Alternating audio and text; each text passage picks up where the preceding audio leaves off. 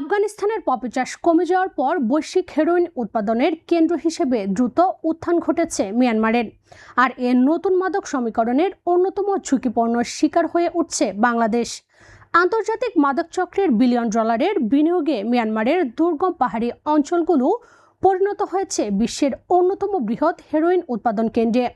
উৎপাদিত heroin Europe সহ বিভিন্ন দেশে পাচারে বাংলাদেশের অরক্ষিত সীমানা নাফনদ ও চট্টগ্রাম রুটকে গুরুত্বপূর্ণ ট্রানজিট হিসেবে ব্যবহার করছে আন্তর্জাতিক মাদক চক্র।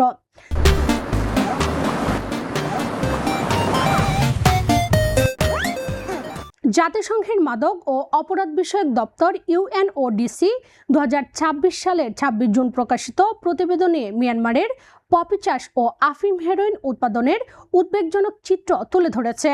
প্রতিবেদনে বলা হয়, গত এক বছরে দেশটিতে পপি চাষের জমি 17% বেড়ে 53,100 হেক্টরে পৌঁছেছে। একই সময়ে আফিম উৎপাদন বেড়ে হয়েছে 1010 মেট্রিক টন, যা 2021 সালে ছিল 420 মেট্রিক টন। এর মাধ্যমে মিয়ানমার বিশ্বের শীর্ষ আফিম ও হেরোইন উৎপাদনকারী দেশে পরিণত হয়েছে।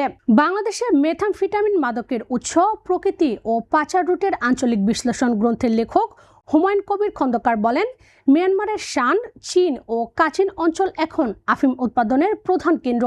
উৎপাদন থেকে পাচার পর্যন্ত পুরো প্রক্রিয়ায় 15 থেকে 20টি সশস্ত্র বিদ্রোহী ও সন্ত্রাসী গোষ্ঠী জড়িত। প্রতি বছর কয়েক বিলিয়ন ডলারের মাদক বাণিজ্য হয়। সেই অর্থ দিয়ে তারা অস্ত্র কেনা ও সংগঠন পরিচালনা করে।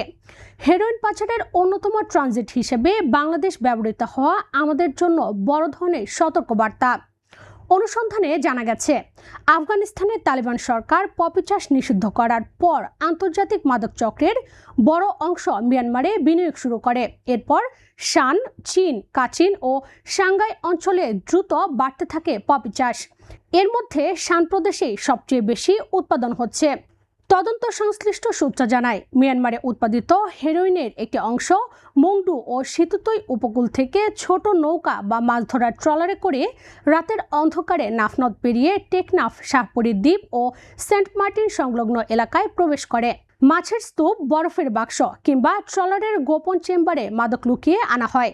এছাড়া বান্দরবনের নাইক্ষ্যংছড়ি, আলীকদম ও রুমা এবং কক্সবাজারের উখিয়া, পালংখালী ও ঘুমধুমের দুর্গম সীমান্ত পথ ব্যবহার করেও মাদকের চালান বাংলাদেশে প্রবেশ করে।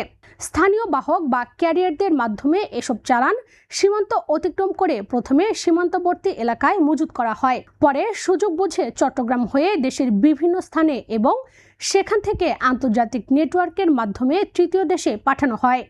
চলতি বছরের 7 এপ্রিল কর্ণফুলী এলাকা থেকে 8 কেজি হেরোইনের একটি বড় চালান জব্দ করে CMPর গোয়েন্দা বিভাগ। এ ঘটনায় দায়ের হওয়া মামলার তদন্ত সংশ্লিষ্ট এক কর্মকর্তা নাম প্রকাশ না করার শর্তে জানান, জব্দ হওয়া হেরোইনের চালানটি মিয়ানমার থেকে এসেছিল। এটি ঢাকা থেকে তৃতীয় একটি দেশে পাঠানোর পরিকল্পনা ছিল, তবে পথে সেটি জব্দ করা সম্ভব হয়।